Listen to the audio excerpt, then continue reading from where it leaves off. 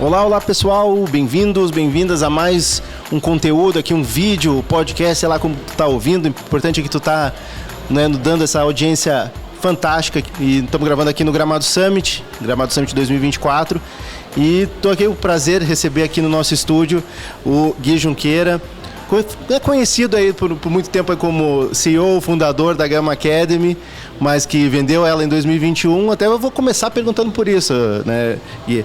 Mas qualquer coisa, bem-vindo. Valeu, obrigado. Né, palestrou aqui mais cedo, no primeiro dia de evento, falando do zero ao exit. E, né, teve o exit. E agora a questão é a seguinte, cara. Conseguiu já descansar ou o cara que é empreendedor não para? Empreendedor resolve problema. Então, enquanto tiver problema, empreendedor tá lá, independente de estar fazendo sabático ou não, tá tentando pensar em negócio. E é meio uma coisa difícil de tirar da cabeça do empreendedor. Então, vendi 2021 até janeiro agora de 2024, ainda estava fazendo o processo de integração, do earnout e tudo mais. E agora já estou produzindo conteúdo, devolvendo um pouco do que eu aprendi através de conselhos, onde eu estou participando como board member, advisor, e também investindo em algumas startups ou empresas que têm um potencial grande de crescimento através de educação, mas também através de tecnologia, que é um pouco do que eu aprendi. Né? Não, perfeito. Então, aqui na palestra aqui, né, que teve uma das maiores audiências aqui hoje no nosso palco, nosso stand, uma pergunta assim, muita gente ainda pensa nesse negócio de entrar, nesse negócio de empreender, pensando em faturar um pouco mais à frente, pensando num exit, e tu meio que cortou um pouco a bola desse pessoal, assim, que esse daí tá não é mais tão fácil. Não é tão simples assim. Né? Comenta um pouco aí sobre o que tu compartilhou aí com o pessoal, porque tem gente que ainda tem essa mentalidade, né? Eu acho que um ponto importante é que empreender, independente do segmento, do nicho, do tamanho, nunca é algo fácil. Eu costumo dizer que empreender no Brasil é como você tentar subir uma escada rolante que está descendo. Se você parar, ela te leva de volta. Se você andar normal, você fica no mesmo lugar. Então você tem que se esforçar o dobro, o triplo, para conseguir chegar lá em cima. Esse desafio ele impõe para um fundador de uma startup um game, um startup game. E esse game ele é composto de uma tese onde eu crio um produto com alto potencial de crescimento, só que para criar esse produto eu tenho que ter investimento, porque eu estou baseando esse produto em tecnologia e software, isso é caro, não é rápido. E toda essa jornada é equilibrada a partir do momento que um investidor põe o dinheiro de um lado, mas depois de 5, 7, 10 anos, ele tira isso com múltiplos de retorno, de investimento gigantescos. E aí vira aquela máxima, né? Se de cada 10 startups 9 morrem, uma vai dar muito certo e vai compensar aquelas outras 9. Mas isso era até algum tempo atrás. Pois é, desculpa te interromper, mas hoje em dia até a noção de uma startup promissora mudou, né? A questão totalmente. Dos múltiplos, tá falando de break-even, de sustentabilidade. Unicórnios começaram a ser questionados, o WeWork da vida, que nunca teve um apelo de tecnologia, mas usava múltiplos de empresas de tecnologia para captar e para valer muito e quase fez um IPO e depois virou fumaça. Um camelo não é tão sexy quanto um unicórnio, mas né? Começou a colocar em xeque. Então, eu acho que agora o apelo econômico e o apelo tecnológico, ele impõe um novo ritmo e um novo cenário que estamos só começando. Eu brinco que em 2 tempos de 45, estamos nos 10 minutos do que vem a nova geração. Logo na nossa vez de ser adulto, entrou internet, a revolução generativa, né? E a inteligência que hoje a gente tem com inteligência artificial é algo bizarro para se desenvolver em termos de tecnologia. E do lado de economia, o dinheiro está mais caro, então tem menos investidores colocando menos dinheiro. Essas startups que entraram e aprenderam que esse joguinho é só uma escadinha de anjo, seed, série A, B, C, D, não está tão fácil o acesso a esse capital agora, está mais restrito, tem que sentar no caixa, tem que esticar o seu tempo de vida. Então tudo isso traz uma nova realidade e é um pouquinho do que eu trouxe aqui.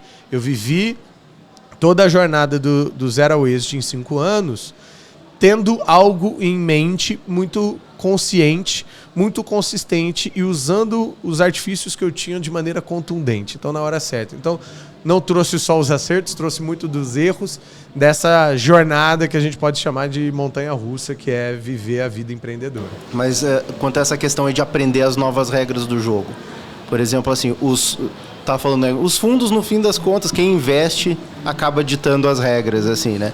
E da parte dos fundadores ali, tu vê eles já entendendo esse novo jogo ou eles ainda estão presos a uma mentalidade da época que tu tava te dando melhor ali?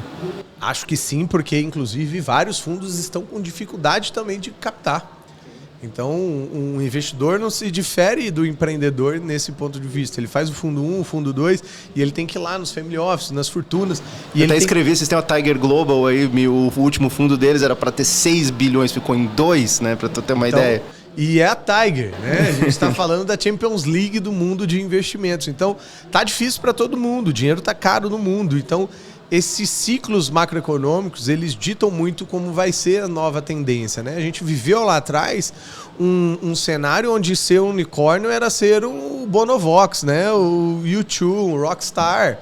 E todos os holofotes sobre os holofotes começaram a migrar um pouco para aquelas empresas que tinham um olhar mais de longo prazo, de mais sustentabilidade do ponto de vista de caixa, de burn, e tudo isso começou a se equilibrar na onda dos layoffs que a gente viveu ali em 2021 principalmente. Então, eu digo novas regras do jogo porque todo mundo está tendo que voltar para a estaca zero e conseguir olhar um novo cenário. É uma oportunidade que empreendedores que tiverem bons acessos a investidores e mentores que também estão conectados, eu acho que saem bem na frente nessa nova largada. E eu vejo já fundos de investimento e investidores também de seed ali, já olhando aquelas empresas que desde os 70, 100 mil reais de MRR, que também tem produtos ali que às vezes estão ainda patinando, né, dentro do modelo de validação de escala. Eles já veem com muito bons olhos aqueles empreendedores mais pragmáticos, que são mais conservadores, que aqueles que têm uma noção de que se eu tiver autoridade eu tenho audiência, se eu tiver audiência eu tenho alta lucratividade em alguns subprodutos ali que não necessariamente precisam vir só do software, que ele demora mais para ter um ciclo de maturação. Então, existe sim um novo olhar para creators, um novo olhar para influencers, um novo olhar para audiência, um novo olhar para o que o SaaS se denomina, se é só o software ou se é o acesso, o conteúdo, o que isso traz de novas métricas para vários segmentos, tá? Não estou falando só o mundo de edtechs, que é o meu, não. Sim, mas é bem interessante isso, porque, dependendo da empresa, né, da startup que é fundada, até mesmo investir em tecnologia é um negócio muito caro, né? Então, para ter esse retorno, se complica. Mas assim, falou no final da tua apresentação ali que existe um futuro aí, talvez não da mesma forma, mas existe ainda um futuro para se criar novamente negócios mais exponenciais, né? E qual é que é a tua visão para isso? O que tu enxerga, né? Isso vai voltar eventualmente? Minha grande aposta é que o Eric Ries criou lá atrás e denominou como Lean Startup, no Brasil veio como Startup Enxuta, serão os negócios de escala híbrida. É a sigla de NESH, N-E-S-H. Por que eu digo escala híbrida? Porque quando a gente está falando de modelos de startups, de growth hacking, a gente está falando de otimização de canal de aquisição, trazer cada vez mais leads, converter em clientes, fazer com que esses clientes recomprem e recomendem. Isso tudo virou uma esteirinha cada vez mais caro de se fazer e cada vez mais necessário investimento para isso acontecer, né? Hoje, quando você recebe um aporte de um fundo de investimento, quase 70% disso está direcionado para pessoas. E essas pessoas estão direcionadas para produto e tecnologia, que são, teoricamente, os mais caros até então, né? Com low code, no code, com AI, com copilots da vida, isso tende a ficar mais barato. Hoje, nos Estados Unidos, já existem startups faturando $1 milhão por colaborador, que era improvável você ter isso no Brasil. A métrica de sucesso era 480, 490 mil por colaborador. Você já estava numa métrica muito boa, mais saudável e tudo mais. E é de reais, tá? Não estou falando nem de dólares. Mas quando essas startups captam o dinheiro e vai tudo para marketing e vendas e produto e tecnologia, ou 70% desse valor, você está dizendo que vai criar novamente um novo ciclo de dependência de uma rodada A, puxar uma rodada B, e assim sucessivamente, porque você vai ter que manter aquele triple-triple, aquele double-double, você vai ter que manter algumas das coisas que foram ditas como regras nesse mercado, mas como todo, há adaptações. E essa adaptação, na minha visão, é as startups que conseguirem ir para infoproduto e pegar o melhor de infoproduto para os seus mercados vão conseguir se dar muito bem. E o que está acontecendo do outro lado é que infoprodutores gigantes que faturam 100, 120, 130 milhões, às vezes em 45, 60 dias, estão olhando a tecnologia como um modelo agora de empilhar receita, trazer receita recorrente e mais previsível, desenvolvendo um SaaS que, quando você tem audiência, você fala, as pessoas compram, cria, então, mecanismos de associação com um modelo de educação e fazem disso um grande combo que é muito valioso. Então, você vê um novo mercado, por exemplo, faturando 100 milhões de reais, uma escola de marketing que tem todos os atributos de uma EdTech e vai ser tradeado aí a 5, 6, 7 vezes receita. Ou seja, a gente está falando de uma empresa de 500 milhões, de 700 milhões. O G4 Educação também, com software e educação, conseguindo fazer 1 bilhão, 1,2 bilhão de valuation. Então está vindo uma nova geração e a primeira marcação de posição foi o BTG, comprando a Empíricos por 690 milhões. É o primeiro negócio de escala híbrida muito bem sucedido no Brasil. Tu falou também ali da Fluency, né? Que recebeu uma rodada uns tempos atrás, acho que foi da DA, né? Da General Atlantic.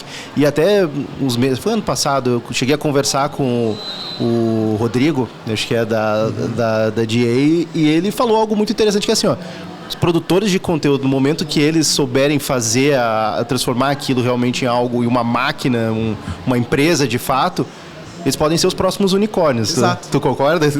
É a minha grande tese. Eu criei a Nash Ventures agora para até 2030 formar um portfólio de 28 bi, onde eu quero ser sócio dessas empresas, poder acelerar e investir desde o começo, né? Entrando dentro da cabeça desse infoprodutor que só vê audiência, conteúdo, curso como grande saída e começar a mostrar para ele que o caminho e o futuro, se ele continuar assim, vai ser uma escravidão digital. No máximo vai ser um empregado bem remunerado do seu próprio negócio, que vai viver de stories, de reels, de fazer lançamento, live, CPL, enquanto se ele começa a drivar um pouco desse resultado para criar um produto, uma empresa sólida, que tenha gestão, governança, que olhe talvez o investimento só como uma marcação de posição. Eu captei investimento só para marcar meu valuation e não necessariamente porque eu preciso dessa grana, porque eu já tenho uma linha mega lucrativa. Você está falando de uma empresa de um potencial de 100, 200, 300 milhões de receita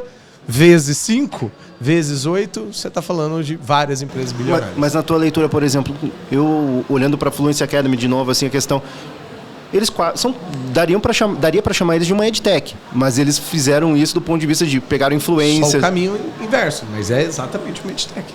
Mas daí, onde está o pulo do gato que fez se tornar tão mais sexy que muita EdTech por aí? Primeiro, mais sexy do que muitos infoprodutores, porque ele está num mar vermelho. Ensino de línguas hoje é gigantesco. Hoje tem 150 mil escolas de inglês no Brasil, sendo que só 5% da população brasileira é fluente.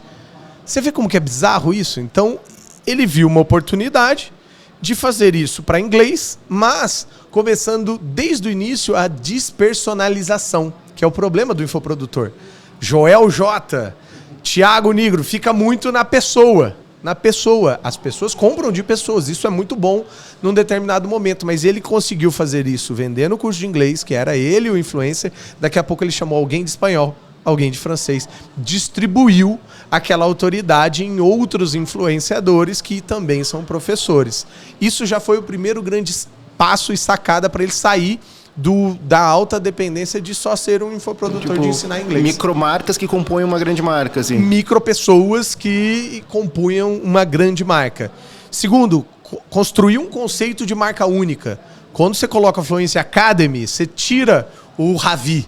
Você tira a pessoa, você tira aquela alta dependência do ego de ser a pessoa. Não, Assim como o Alfredo, Thales e Nardon, desde o início jogaram isso para o G4 Educação. Eles trazem a audiência, mas jogam para a retenção ser via a empresa. Então, veja que esses 2 pontos já ajudou, mas aí a sacada é: crio plataforma própria, coloco tecnologia, crio uma tese de crescimento, capto investimento para marcar posição e valuation. Com esse investimento eu posso comprar mercado, seja market share, acqui-hiring ou até outras plataformas para fazer o meu Lego acontecer, e visualizo agora 200 milhões em 2024 é a meta dos caras de faturamento. Isso vai fazer com que a empresa vale 1 bilhão no final do ano. Massa.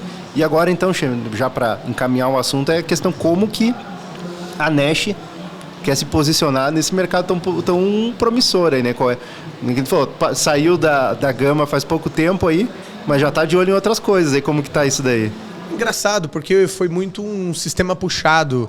Era natural que, com a minha experiência, eu venho de software, aí tive Venture Builder, então, e trabalhei com formação de profissionais em tecnologia, que eu vendia programas de formação para CTOs. Então, meu background inteiro é no mundo de produtos e tecnologia.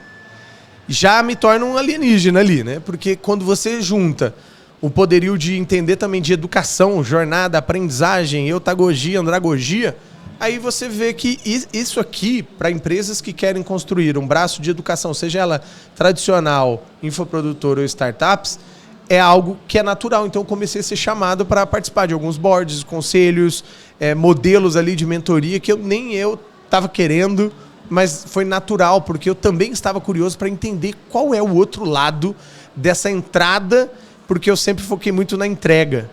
Então, você vê outros dígitos, você vê, como que o cara faz em um lançamento 100 milhões de reais? Eu precisava aprender isso e agora eu estou aprendendo, bebendo água na fonte.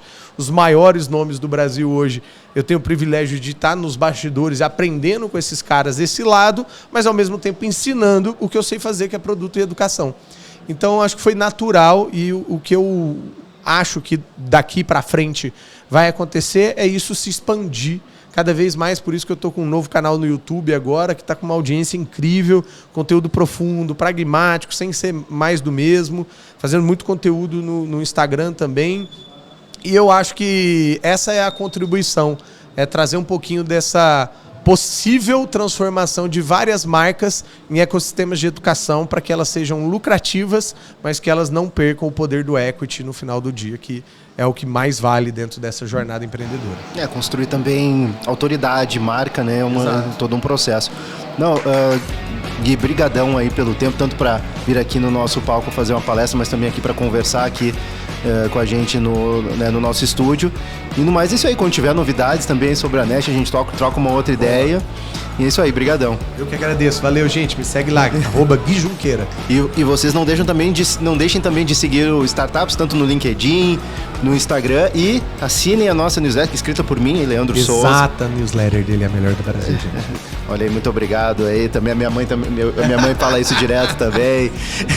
Mas beleza, pessoal. É isso aí, nos vemos numa próxima aí. Não deixe de acompanhar os conteúdos aqui no Gramado. Tem uma novidade, foi mal. Diga. O Brigado pediu pra gente falar que tá vindo aí curso que eu sou um dos professores e eu sou suspeito pra falar, mas assim, eu vi o conteúdo, um monte de professores muito bons, e a entrada no mundo de educação de startups vem aí, e eu sou professor do curso de validação. Então, o módulo de validação, você terá aula comigo lá, então... Essa novidade aí, o spoiler, eu ainda não tinha recebido o e-mail do Gustavo, que já podia falar aqui, mas... Pode. Então tá liberado. Isso aí, fiquem ligados aí que tem coisa massa saindo no Startups. É nós entrando no mesmo esquema que tu tá falando aí. Exatamente, gente. É inevitável, vem pra educação você também. Então tá, pessoal, até uma próxima aí. Até.